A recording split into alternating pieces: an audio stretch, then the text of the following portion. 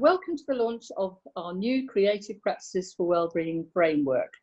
Lapidus received money from the T S Eliot Foundation to conduct this 2-year study into creative practices for wellbeing.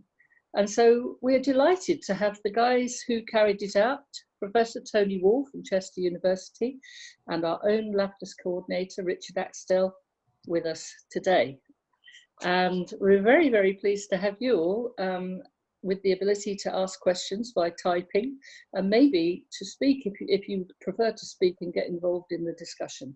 Let Richard know. He'll do some magic, which I don't know about. I'm Barbara Bloomfield. I'm the acting chair of Lapidus, and I'd really like to acknowledge the work of my predecessor, Dr. Claire Scott, who did so much to get this consultation off the ground. And let's start by a very general question, Tony, but I guess a lot of us won't know the details of your study, your findings, the 19 points that you've made in the findings. Can you give us some kind of overview of what the consultation was all about, what you were setting out to achieve? Well, this started probably 2.5 years ago, really, when the discussion really about safe and effective practices was kind of lingering until we thought, maybe we need to do something about this. Because if you're an art therapist, as an example, then you've got frameworks in place. If you're a teacher, you've got some frameworks in place, but not necessarily for these particular activities that all of us engage with to different extents. So we thought, well, we're still, even at conferences, we're still hearing about practices, and when we ask questions about, well, tell us a bit how you did that, some of us left thinking, oh, now that's interesting. We wouldn't have done it necessarily with in that way with our training or our experience. So really, it was about tackling something that was continuously on our mind, both as Lapidus and outside of Lapidus. Even though certain organizations like Metanoia would be dealing with this daily basis, a lot of people did not or were not talking about the sorts of arrangements that other people who were trained were putting in place without necessarily thinking about it, because it was just what they did. It was yeah. Basic, it was so basic that we would that they would do certain things. Like, for example, I know Claire's here. She has a lovely little tool at the start, which is about ground rules. It's simple so people can engage, and it includes people. But actually, it's not simple. It's actually quite a sophisticated tool or practice that puts a boundary around what's about to happen. So really, it came from a space where we thought maybe there's a gap for the wide range of people that actually use creative processes and activity to specifically for the outcome of well-being. Maybe there's a gap that we need to address, and we need to tackle this. And what were the boundaries of the? I know you interviewed hundreds of people and hundreds of different frameworks. You looked at different frameworks, but what were the boundaries of that? Because how can you compare an art therapist with a counsellor, or somebody who works in a hospice with somebody who works on a boat? It's quite confusing, isn't it? How did you kind of mediate that? It's interesting that I think it also, one of the other things as part of that gap is recognizing the diversity of people who utilize these sorts of tools and practices. You just look at Lapidus membership, and there's a huge diversity from people using techniques for marketing purposes, for profit, through to, but of course some well-being in there as well to make you feel good, but through to therapeutic work in hospitals or psychiatric wards. There's a huge diversity there. But one of the things I think we realized early on was nobody actually owns these practices. These are practices that have come through lots of different routes through, you know, if you're a poet, you might be working in the community. If you're a teacher, you might be developing these activities. You might never even call them creative, and you might not even think of the well-being aspect. But we call this sort of intersectional work, where it is actually quite a diverse group of people using these practices. But what was guiding us, the boundary was really around professional organizations with a history of using creative practices in its different forms. Because that's, you know, we have to acknowledge that even if you may be a dance practitioner, some of the processes are still words based. And so this sort of intersectional crossover work is something we couldn't ignore. So the boundary really that informed us in terms of the initial framework was professional bodies' own practice or ethical frameworks as a guide to then take to the diversity of people who use it to sort of refine, redevelop to something that would be more applicable and relevant to the people who actually engage with it across those different settings. And did you find a lot of crossover in the different art, music, writing therapies? Did you find a lot of crossover in terms of attitudes to safety, safeguarding, supervision, something kind of the rule-based side of things? Yeah, and the initial framework was around 20 statements which, if we implemented, we would feel that the practices were safe and effective. But when taking it to the diversity of people using these tools and practices, that was whittled down to 10. Right. Now, one of the sort of areas that was perhaps most significant was two main extremes. One extreme was the medical professional saying, well, you know, absolutely all of these are essential. You know, the more precision we can get, the better. But one of the things that came out was this other extreme where I'm not a medical professional. I'm using this for my personal interest. I don't need to consider 10 or 20 things when I just want to write a poem for myself, for example. So one of the main things was this notion of these two extremes, but hidden within those extremes is this notion of scale.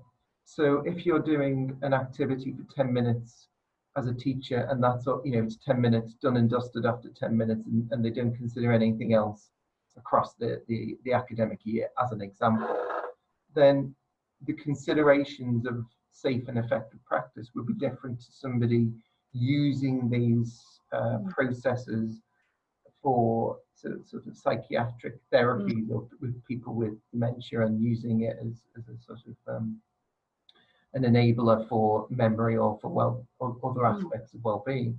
So I mean, sorry to interrupt. I just wanted to sort of pick that up, Tony, because I guess intersectionality means makes me wonder, how do we establish guidelines in a world where people are operating in such new fields? They might be going, well, I think I might do a session writing for well-being with yoga next week, or goat yoga, or macrame, or, you know, it's almost like anything goes, whereas frameworks for counsellors are pretty well established because most counsellors do similar kinds of things. So what's the answer to that? I mean, how prescriptive do we need to be with our people? Well, this is the nature of the way the guidance has been written, in that these are 10 pragmatic, practical, reflective prompts. In other words, this isn't an instruction.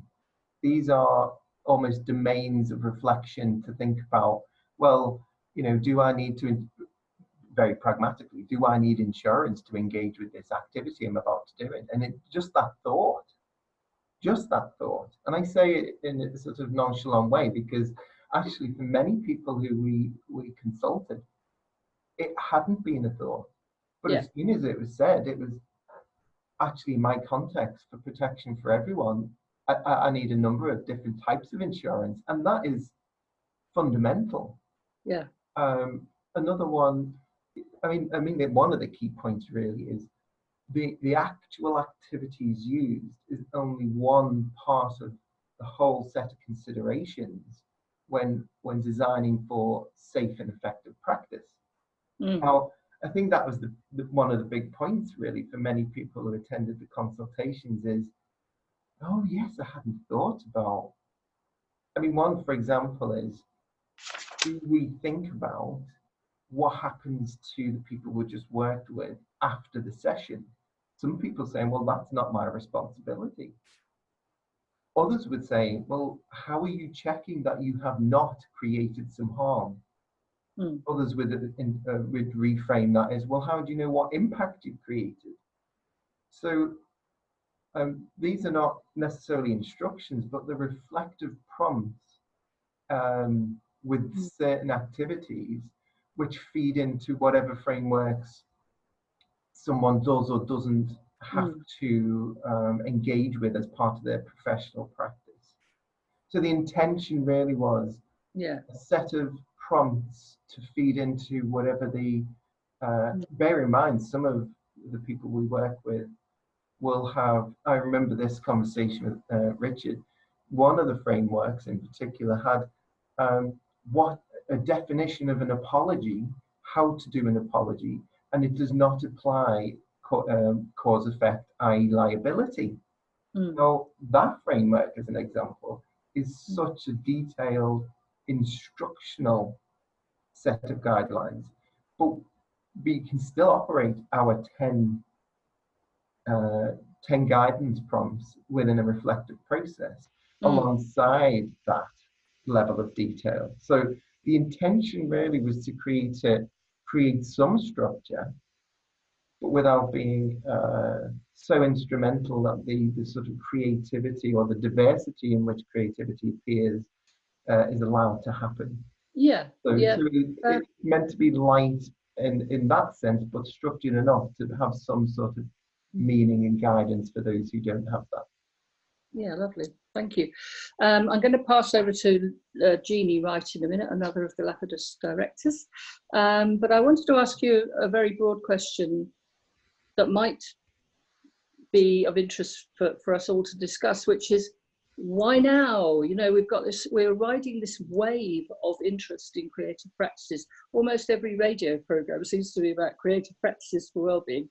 And I'm amazed by it and I'm delighted, but why now? What is it in the zeitgeist that makes this something that people resonate with? I think, well, I think there are a number of things going on. One is that I think more of us are more aware of the people around us becoming more ill. You know, illness and health has become much more part of sort of everyday language, and you know, everything we see around us and the products we see at the adverts. Health, well-being has become part of the sort of daily narrative, if you like. But I also think part of that is linked with the more that formal systems are recognizing creativity as a way or pathway through to well-being. So if we look at the all-parliamentary group and the report that was done in 2017, you know, that was quite a moment. I mean, there've been a number of reports, but I think it was because it was a moment to recognize that creativity and creative practices were no longer hidden in certain parts of the UK. And this really exposed, I think that report was good at exposing the diversity of creative practices and the link with well-being. There's still a lot of work to be done in that area, like evaluation of that work is still a problem, but it really raised the profile, I think, of arts and health within the UK. So I think it's becoming more common to talk about creativity as a route or a pathway to well-being. But I also think it's something about more of us are wanting more meaning in our life. And I think the arts and aesthetics are particularly strong at that. So we know that stress generally in society, so when I say stress, I don't mean it may not have got to the stage of illness, but there's a lot more work-related stress, for example, where the arts and creativity and creative practices are really providing a route to something more meaningful in life. And I think that's become more popular.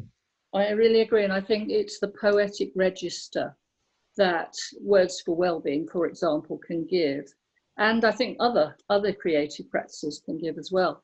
It's a poetic register, it's a transcending register, transcends the everyday, and it transcends the tendency that we're seeing in politics towards not just extremism. I don't mean left and right necessarily, I mean not wanting to hear other points of view. And there's something extraordinarily valuable about the poetic register as a way of bringing ambivalence into our life, of not being absolutely sure. And you know, storytelling gives us new languages for that, doesn't it? Which is what I think a lot of people are resonating with. There's so much, it's an antidote to a lot of what's going on in our news programs and a lot of the fear that we feel about the future of the world, I think. Yeah, I mean, the thing is, it's interesting because it's not new. You know, it's not as if it's like, oh, it's been invented. I mean, there's so much research done in the 90s. You know, some of the sort of seminal work in this area. It's 90s particularly strong in that, in demonstrating some evidence anyway. But I always remember Yanis Gabriel, a sort of ethnographer, if you like, narrative researcher, said, you know, stories and organizations, they're there to help with the trauma of being in an organization now. And I think this is really interesting. I was in an organization recently, and we started to create our stories, our collective story. And the amount of trauma that just kind of presented, not that it was designed anything to do with that, but the amount of trauma that was presented in that sort of team was so interesting. It wasn't as if any effort was required to reveal it. It was like people are needing some sort of channel to deal with what it means to work in this, you know, today, really. Yeah. So I'm going to pass over to Jeannie. Thank you very much, Tony. That's great. Jeannie, would you like to say something or ask a couple of questions? Okay, and thanks, Tony and Barbara. It's a fascinating conversation so far. It really is. One of the things I'd like to ask about is the future for an organisation like Lapidus. You know, if I put myself in the shoes of a member who's perhaps relatively new, perhaps come from a broad background in whatever it might be, you know, and has discovered Lapidus, where are we going? Where would you say this report takes us for the membership, you know, for this new member, I'm imagining? Yeah, I think one of the things we've talked about for some time in various forms is the notion of some sort of I don't want to use the accreditation word, but let's say accreditation. Yeah. And I have to be very clear that there was no strong appetite for a very instrumental form of accreditation. Yeah. I think it's associated with prescription. Prescription goes against, to some extent, creativity. But I do think it masks those two extremes. On one extreme is I'm engaging with Lapidus because I want to meet other people who are interested in talking about creativity or writing together.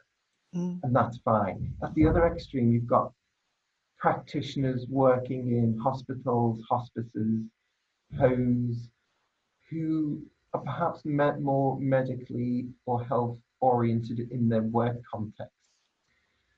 For those, I think there was a stronger appetite for some sort of system which recognizes the competences that they've built.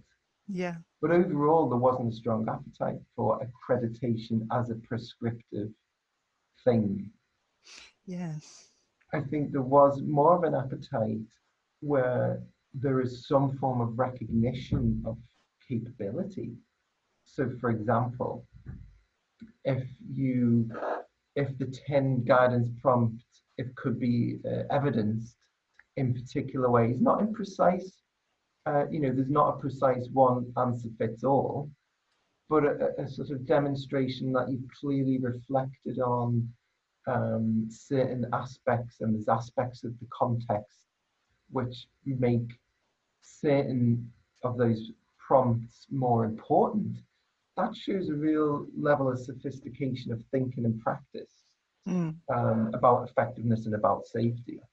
But some sort of recognition of that capability and achievement is a different conversation. So I think the possibility for the notion of recognition of achievement and demonstration of the thinking and activity that somebody engages in. But it's only an opportunity. I want to return to there was no strong appetite for, apart from a certain group, for that level of accreditation which is prescriptive.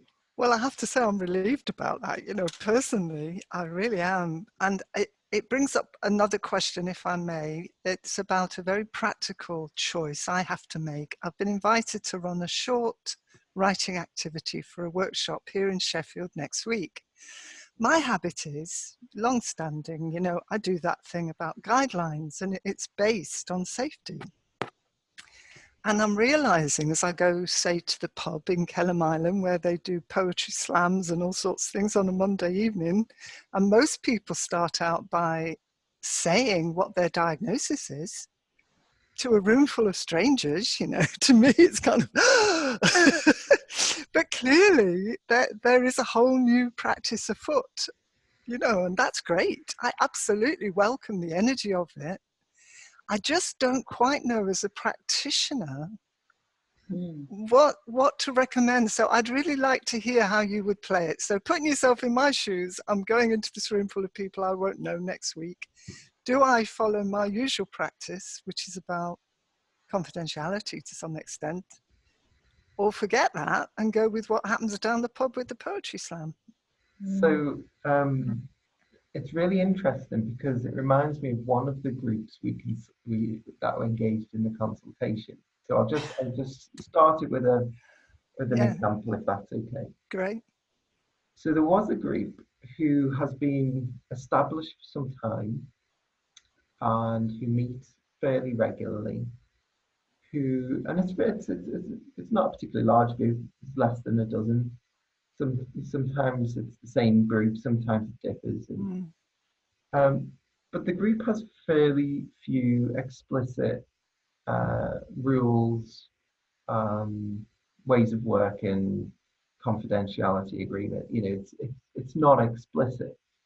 But when you dig into that, the backgrounds of these people are very similar.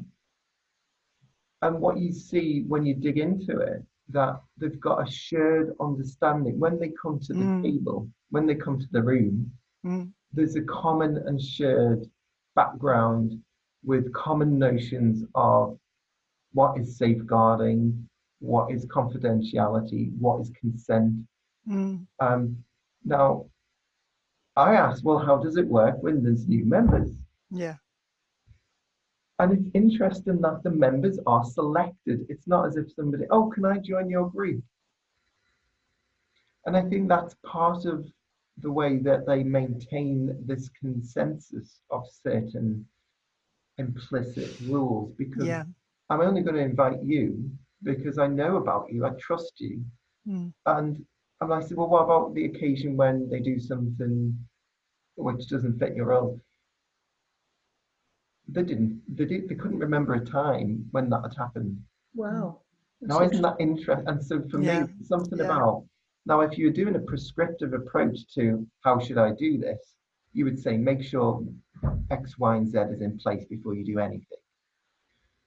But there are also other ways of doing things. And one of the things that came out was where a group is established and it's you are joining their space. And they have probably long-standing etiquette, ways of operating. They've all agreed to that. Now, the challenge, of course, and I think this is the ethical bit. This is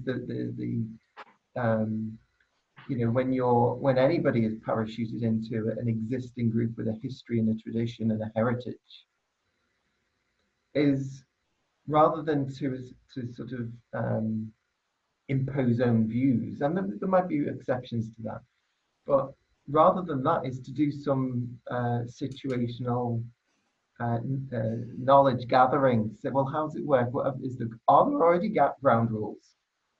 What are those? You know, how do you deal with confidentiality? How do you deal with consent? And it sounds like a lot of questions, but quite quickly you can get a feel for what you may need to do. Yeah. And equally, if there's something that you need for your own well-being as a facilitator of that group, that needs to be part of that initial, you know, I think we've all seen, for example, Claire Williamson. That initial framing of a session can be done quite quickly without intimidating or making people feel uncomfortable. So for me, it's about, in this particular context where there's an established group who have been doing it for some time, they've got their preferred way of working, they've agreed to that, whether that's implicit or explicit, is just doing that checking with, well, how do you do this? And even at this, and at the start, I mean, you can even do that at the start, doing a quick situation, you know, what do we do about this? What do we do about this? Might take a few minutes, but at least you've placed your boundary, at least for you, to then go. What you're making me think, Richard and Jeannie, is really interesting, is that the empowerment movement, say for people with mental health difficulties or for people with autism, the empowerment movement relies on people breaking the old rules, doesn't it? That's right. You know, if I want to tell people about my autism, well, you are going to do it. And I will shout it from, you know, throughout the Twitter feed. Yes. That's interesting, isn't it? I mean, I would say, as a sort of quite a long-standing practitioner, I would say if you set up safe rules at the beginning, then you're setting a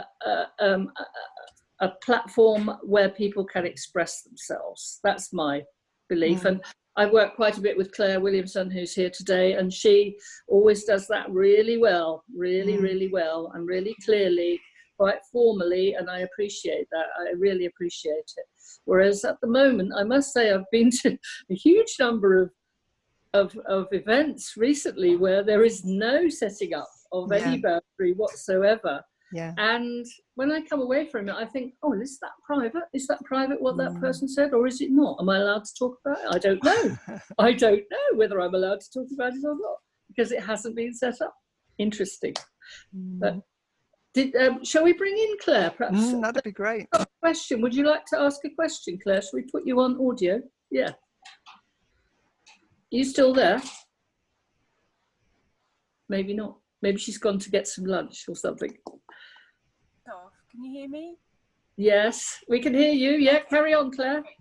Well, I was really interested by Jeannie's question, actually, and it brought up a few thoughts in me, which was that question really, who's taking responsibility? And I think when you're facilitating a group, as a facilitator, you're taking responsibility, and when perhaps you're organising the event down the pub, you're taking some responsibility, although it's a lot looser, isn't it? And I did run poetry slams for years, and it's very much on that basis of self-empowerment. People decided what they were going to say, and they said it. The only real boundaries was a sort of time limit, and it was very infrequently that issues arose. However, occasionally an issue would arise. Say, for example, somebody performed a poem that offended a particular group of people, and suddenly, as an organizer, you're sort of thinking, oh, you know, I need to stand up for this and say it's something we don't agree with, or something like that. So I think there may be a case, even, you know, in a very casual environment like a pub, to maybe have a disclaimer at the beginning about what the organizer's role is, you know, even there. So yes, that sense of sort of responsibility. And I was also interested in what Tony was saying earlier around the idea of recognition for individuals. And what popped into my head was the Higher Education Authority, which is huge now. You know, it's a very big organisation, but what it's doing is accrediting academics who are already in practice by a kind of appraisal system, where they have to produce certain pieces of writing and references and things, which is something that Lapidus had many years ago. And yes, so that, you know, a fairly simple structure perhaps. I guess the difficulty, which has always been the same, is if somebody is practicing, you know, without the education you'd hope they'd have, and it is putting people in harm's way, how do we support those people, or how do we support the people they're working with, you know, if something goes wrong? And I know that's not Lapidus's remit at the moment, but there isn't a body that's doing that, as far as I know. That's right. So, yeah.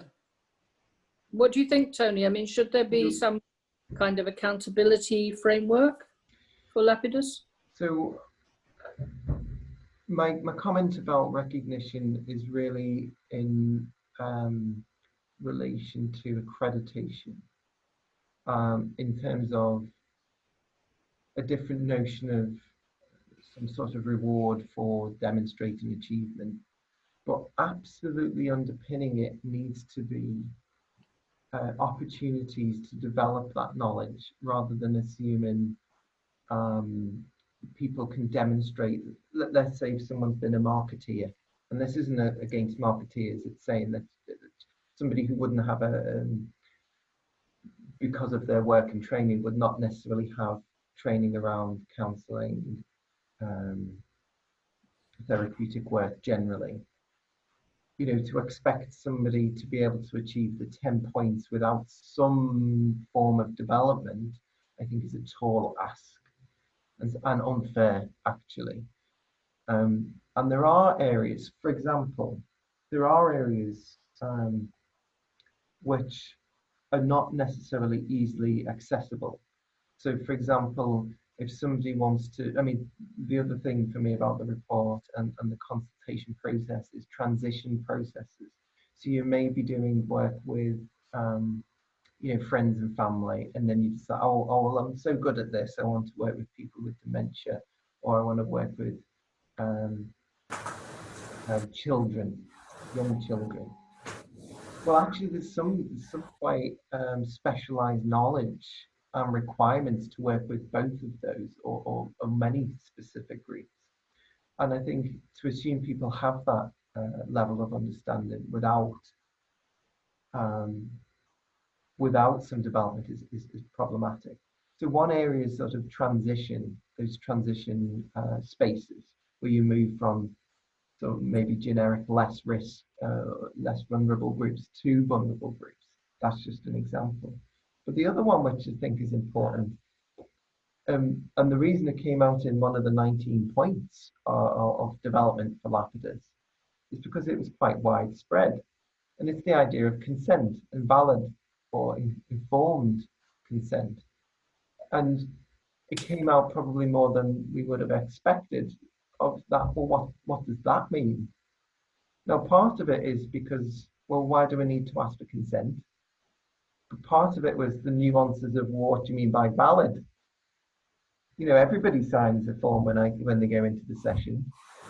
But then the notion from other fields is, well, do they have capacity to give that consent? Do they understand if somebody's medicated, for example, if somebody's medicated and you're asking for their consent for something, some fields ask, well, do they have capacity? Do they understand what you're asking them and what the consequences are of what you're asking them? Do they understand that? And this isn't to say that it's really niche, that it's not important. I think that's kind of fundamental if you're doing work with people, to be able to judge. I know I'm jumping to another aspect here, is knowing about the people who are in your space, which you do have responsibility for. And if people aren't collecting that information when they join something that you're facilitating, how do you know that somebody should be in the room? What signs are you looking for? You know, have you spotted some? And they can be very, very subtle signs. I was in a session recently and someone's eyes were quite wide for the session, and I checked with the organizer afterwards, is that person okay? And they said no. And it led to conversations and then mitigations immediately. But to know just by somebody's eyes or how wide somebody's eyes are, that's a subtle thing. I think has come from some element of training somewhere in my history. It's not something I've automatically thought about. So I think there are areas where underpinning any recognition scheme needs to be a series of sort of key areas to help develop, and I'm not suggesting that a lot of practitioners already know some of this. They may know it intuitively or implicitly, but so many practitioners said, raising the issue, oh yes, I do this X, Y, and Z. And so they're aware of practice, they're aware or becoming more aware of some of the strategies they use for safe and effective practice. And so recognition is kind of not just about, we'll train you to get this qualification. It's, well, you know, demonstrate your achievement. And that might have been through some training opportunities that you've engaged with. Okay, well, thank you. That's great, Tony. Can we bring in Nikki? Would you like to ask a question, Nikki, from Australia? Or indeed, is there somebody that I can't see that is here that hasn't asked one but would like to ask a question?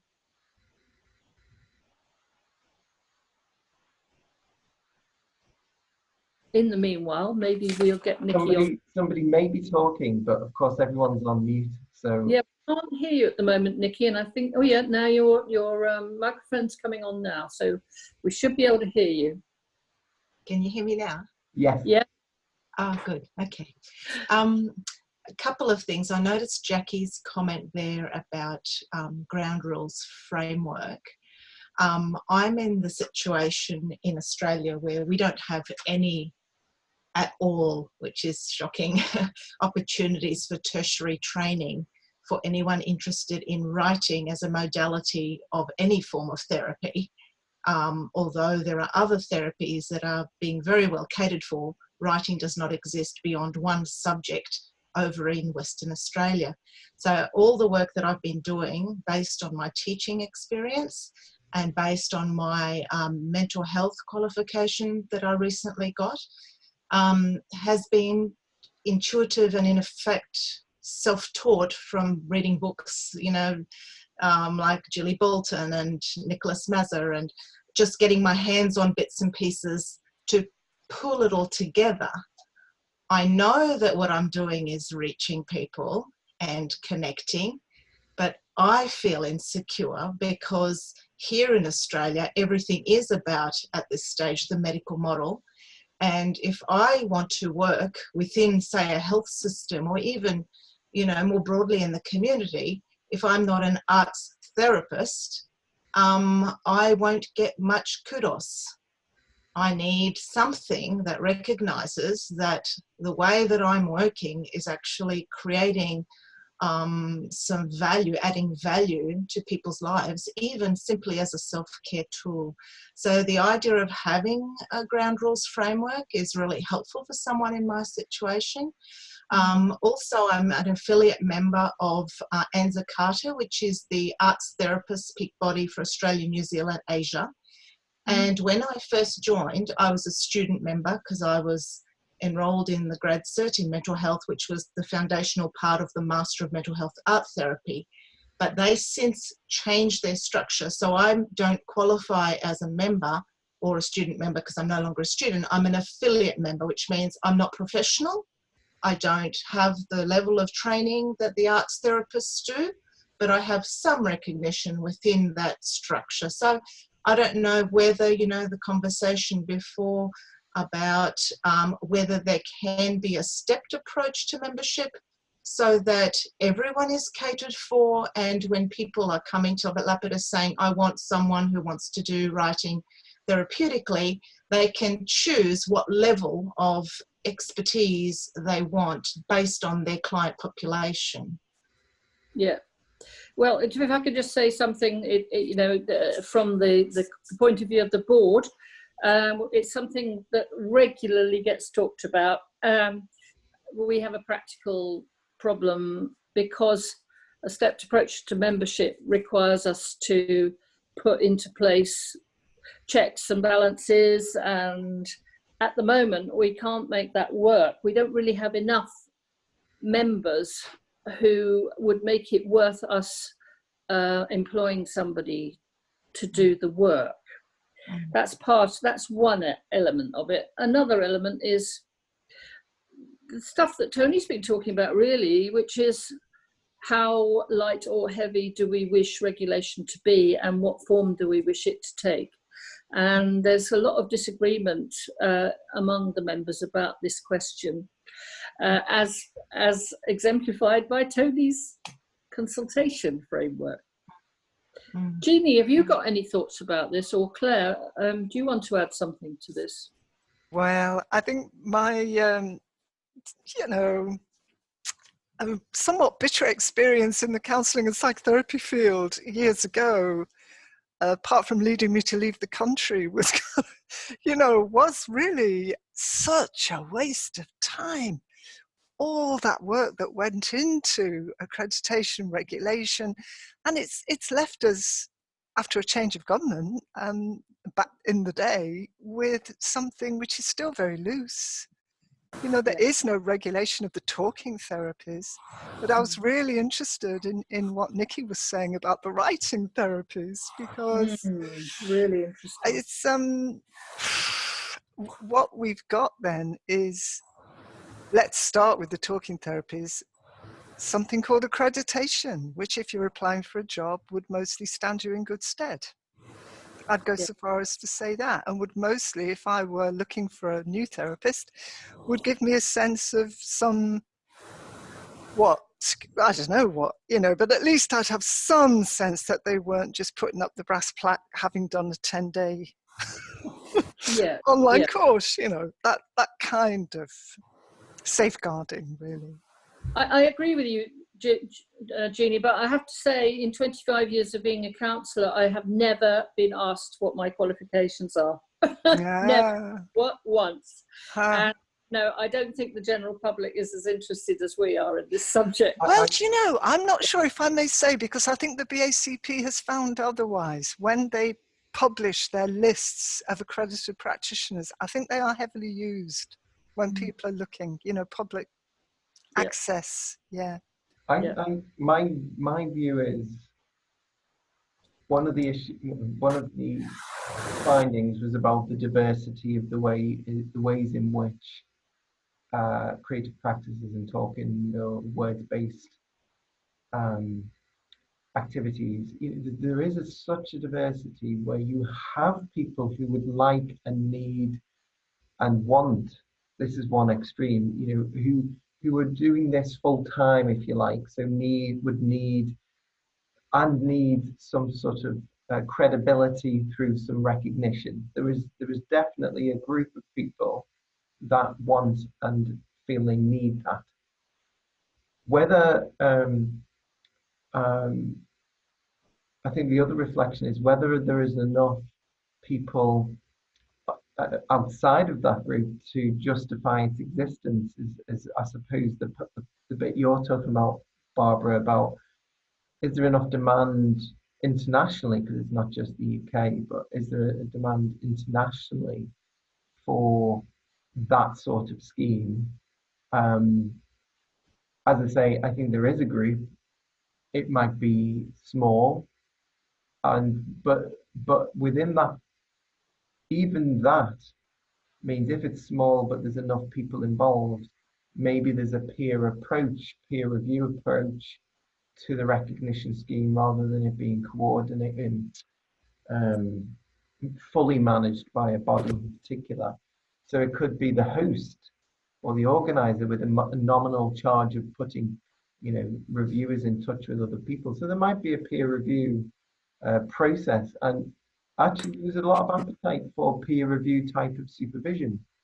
We haven't talked about supervision, but supervision might be, or I was just, doing the translations was an interesting process because, for example, today, what's supervision in Poland? Well, we didn't really have that notion, but we do have something which might be called expert counsel. But towards it might look, it's essentially supervision.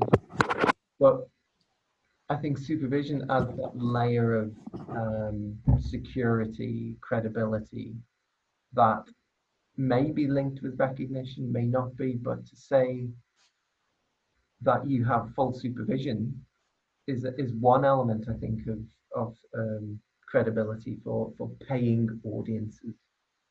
Yeah. And Claire Williamson's just mentioned CPDs. As the CPDs is something that we can offer. Nikki Kasimetis is something that we can offer, which might be of use to you. CPDs on aspects of important aspects of Words for Wellbeing education. That we can do that easily. CPDs is easy. What's not quite so easy is this question of how to make a framework that is meaningful, that confers recognition of experience and helps people to get more work and feel more confident about what they're doing. Do you want to come back on that, Nikki? Can you hear me? Yeah. That's great. I mean, it's linked to that, isn't it? Because if you get the recognition, then it will lead to work. And ultimately, anyone who's working, who's interested in this field, wants to be able to share the good that comes from it by working. The more work you do, the more recognition there is for everyone in the field, and then it will have a ripple effect. I love the idea of supervision. I don't know if there's someone, here in Australia. We don't have any connections at the moment. We've got the seeds of things happening, but for me to say I could easily find someone who could supervise me for the work I do, not so easy. And then how do I solve the issue of that person's time? Do they simply have to donate to me if I'm not, what I'm saying? Like, there's all these sorts of other things that come up, because this is kind of, here in Australia at least, it's pioneering work. I know it's happening in lots of different little pockets, but the threads haven't all come together yet. And it's ironic that, we're coming to the UK to tie up our parcel nicely, hopefully, into the future. Yeah, well, I really hope we will be able to offer you something that will be useful. It's not quite there yet, but we're certainly working on it. Yeah, I think that'd be really helpful. I mean, linked with that is a sustainable model. So I remember distinctly that there was one or two practitioners who absolutely believed, well, if I have to pay for supervision, I won't make any money from this. Now, this for me is this notion of, it's like an organization. If the fundamental purpose of your organization is destructive and harmful, then should you be doing that, or should you be enabling that organization to exist? Like, for example, oil companies. So, of course, we're not going to bring down the oil companies within weeks, months, years. But the metaphor is the same. So I'm going to be going out there making ends meet. I don't know if it's safe or effective, but I'm not willing to engage in supervision. And this was the attitude. I'm not saying this is the case. I'm just saying this was one attitude I observed. Yeah. I'm not going to pay for supervision to secure myself and the people I'm working with, because I won't make money from it if I do that. I think that's a problematic attitude. Yeah. And it's raising the value and function of supervision, which is not just for there's so many different models, and to assume that it costs money is maybe that's another role of part of what Lapidus can offer is, one, there might be part of this sort of stepped relationship model as, for this particular model, this particular membership, you have access to 1 hour's supervision, integrate it into the membership, so that actually there's a sustainability to it. So, but that again, there's peer-to-peer approaches. And we're showing members the value of supervision, people who may not have ever had or experienced consultation or supervision before. But I'd just like to mention here that the group that meets in the Somerset, Wiltshire area called the Wordsels, they have a great model for peer supervision. They build into every single meeting about 45 minutes for a practice issue. They do a writing exercise. They do a check-in. They cover all the bases. And I'm so impressed by the way that they do that. It's a very safe setting, and it's a very enriching model that they've got, that perhaps, Nikki, perhaps there are people that you could bring in to your world, counsellors perhaps, or art therapists, whatever, that you would get a lot of support from a group like that. Just to answer Claire's question,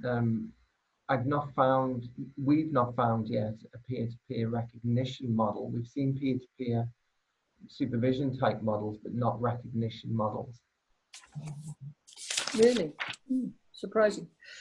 Is there somebody that's there? I can only see 5 people involved here. Is there somebody that would like to ask something that hasn't had a chance yet? If so, I'm really sorry. But do pipe up. Do type your question if you can't hear us, or you can't get voice. I've got a question from Lisa Rossetti. What are the current fields where creative practices are having the greatest impact, Tony?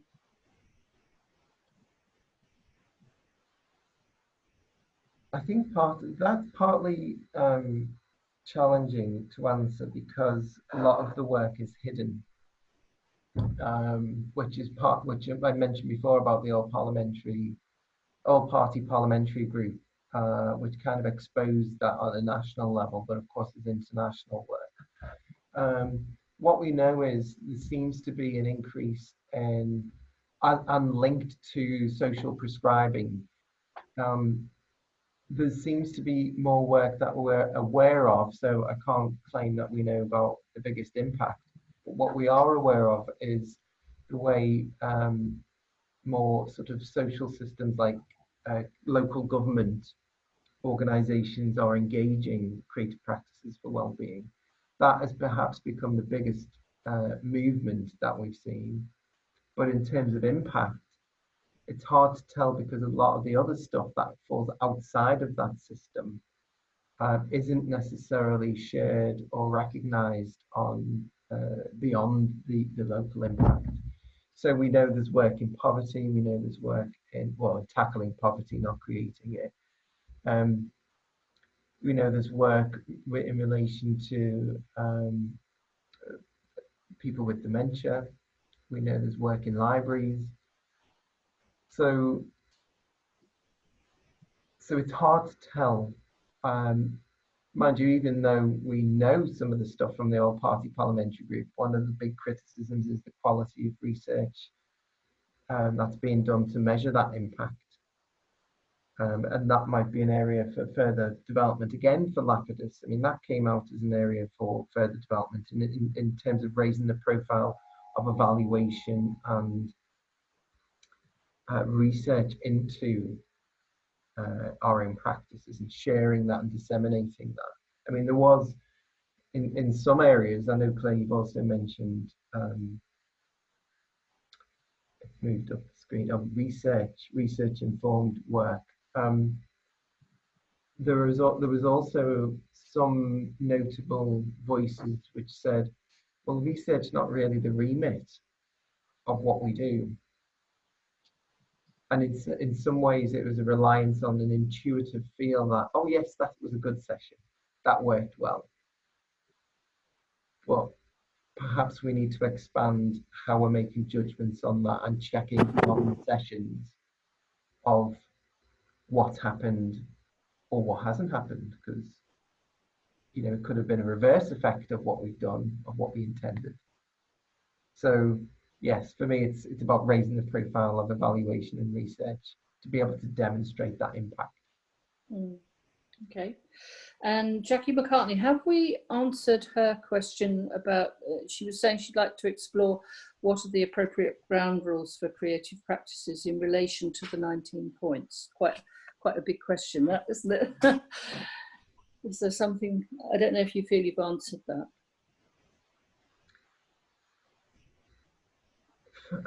It's an interesting one because one way of using the 10 points rather than the 19, it seems to me the 19 points are implications for a wider body like Lapidus. The 10 points of the guidance framework could be used as ground rules, as kind of setting up sessions, designing interventions over longer. So the intention really was that those 10 points could be used as ways of designing and then sharing that design with others, should it be a collaborative effort. Indeed, some of them are about ensuring that there is collaboration in different contexts in agreeing the ground rules. Okay. Did you want to come back on that one, Jackie? Did you want to ask something else, or would you like to type? Not sure if we can get you in audio. Maybe we can.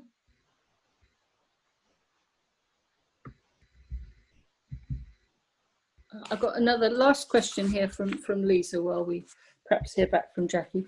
What are the future challenges for writing for wellbeing as a profession? And do you have any potential strategies to address those challenges?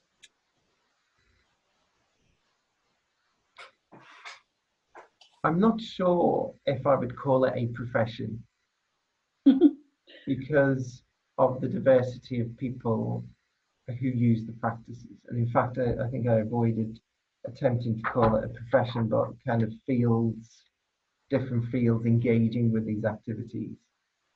But I suspect there are a group of people who identify strongly, not as a nurse, teacher, but identify strongly as the words for wellbeing practitioner or creative writing for therapeutic practice practitioner. I think one of the future challenges that we've talked about before anyway is how does, and in fact I think others have mentioned it today, about how do you stand against or with or alongside other arts-based interventions, where some of them have got a very strong profile. Like if we look at art therapy, for example, regulated, very clear guidelines on practice, well, not guidelines, but competences, well articulated. The perceived credibility of somebody who's qualified as an art therapist is different to others. You know, we'll be very clear about that. Equally, I also know that it's such a small profession. And in some ways, that's part of an implication of if you regulate something so much, it can only ever be, by its very nature of regulation, it's exclusive. It excludes, intentionally excludes. So one of the challenges will be how to position with, alongside, or against that, and what are the implications of that. Okay. We have a question from Jeff Mead. I'm a current Year 2 CWTP MSc student. I carry a continuing question about the balance between formalising practice to safeguard clients on the one hand and unhelpful pathologising of the human condition on the other. I think the guidelines managed to steer a useful and balanced course for non-clinical practitioners. Oh, thank you. Thank you for a fascinating discussion. Thank you, Jeff. I think you might have gone, but yeah, I mean, this is the question that we face as Lapidus. I mean, if you had to sum up in a sentence or two, Tony, for the board of Lapidus, what should we be doing in 2020 to make Words for Wellbeing a success? What is the first thing we should do? Put you on the spot. Yeah, I'm just, as I'm listening to you, I'm also reading Jackie's latest comment, and I'll try and combine them together. Okay.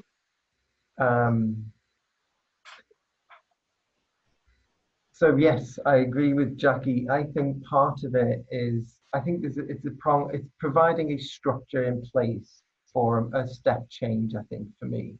One of it is a structure around CPD, and linked to that, mechanisms for supervision, where it's intimately tied, if possible. That might be stage 2, but certainly we know now some areas where we can say there are gaps in certainly those who came to the consultation, and if that could be linked in some way to supervision in this next year or so, I think that really builds the credibility, it builds confidence, it builds a way forward for the next step, which might be more formalized processes. Yeah. Yeah. Okay. I think we probably all agree with that. Has anybody else got, before we finish, has anyone got anything they'd like to add? Jeannie or Claire or Nikki or anybody else that I can't see? I'm not sure if any of you are got audio at the moment. Thanks, Nikki. Lovely to have you there. Anybody else want to? And just to say to Claire, yeah, this idea of therapy and therapeutic is really helpful. And in many people who attended, the word therapy is not even in their parlance. So it's kind of, whereas you've got therapeutic versus therapy, some people absolutely identify with that, and some people who attended, it's just not on their frame, which is interesting. Yeah. Yeah, agreed. Yeah. Well, I've really enjoyed it, and I hope you have all enjoyed it. And this video link will be on the Lapidus website, so and also on I think it'll be on our Facebook pages. So you're very welcome to re-listen to it. And thank you. Really well done. As Claire Williamson says, really well done to Tony and Richard for all your hard work. You've done an incredible job. You've talked to so many people, and it's been a very good conversation. I think this is taking us forward, definitely. Yes. Yeah, fantastic. Thank you. Thanks, Okay. everyone. Bye-bye then. Bye, everybody. Bye.